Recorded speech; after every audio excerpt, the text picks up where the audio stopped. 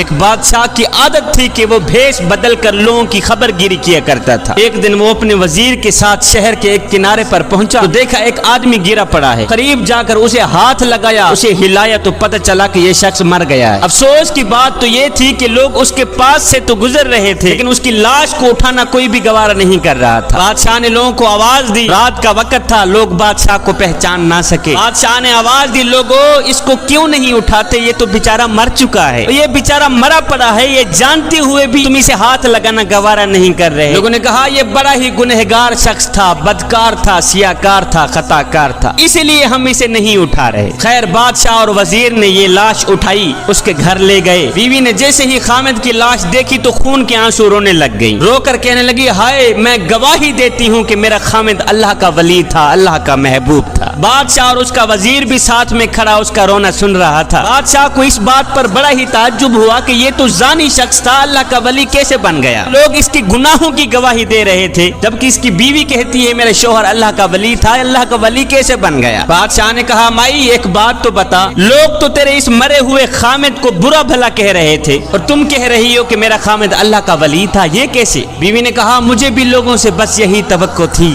بھائیو، دراصل حقیقت یہ ہے کہ میرا خامد روز شراب خانے جا کر شراب خریدتا اور گھر لا کر گڑھے میں بہا دیتا اور ساتھ میں کہتا چلو کچھ تو گناہوں کا بوجھ مسلمانوں سے ہلکا ہوا۔ پیتا نہیں تھا، وہاں سے شراب لے کر گھر آ کر گڑھے میں بہا دیتا تھا، کہتا جو شراب میں نے خرید کر گڑھے میں ڈالی ہے اگر یہ شراب کوئی اور لے جاتا تو ساری رات گناہوں میں گزارتا۔ اسی طرح میرا شوہر رات کو ایک گندی عورت کے پاس جایا کرتا تھا، اسے ایک رات کی اجرت دے کر کہتا کہ تم اپنا دروازہ بند کر دو، آج کی رات کوئی بھی تیرے دروازے پر نہ آئے۔ صبح گھر آ کر کہتا شکر ہے میرے مالک، آج اس عورت کا اور نوجوان مسلمانوں کے گناہوں کا میں نے کچھ بوجھ تو ہلکا کر ہی دیا ہے۔ اب لوگ میرے شوہر کو ان جگہوں پر آتا جاتا دیکھتے اور برا بھلا کہتے، میں شوہر کو کہتی تو یہ نیکیاں تو کر رہا ہے لیکن جب تم مرے گا تو کوئی بھی تجھے غسل دینے کو آمادہ نہیں ہوگا۔ میرا شوہر مسکرا کے کہتا کہ تم گھبراؤ نہیں، تم اپنی آنکھوں سے دیکھو گی کہ میرا جنازہ وقت کے بادشاہ پڑھیں گے۔ یہ سن کر بادشاہ رو پڑا،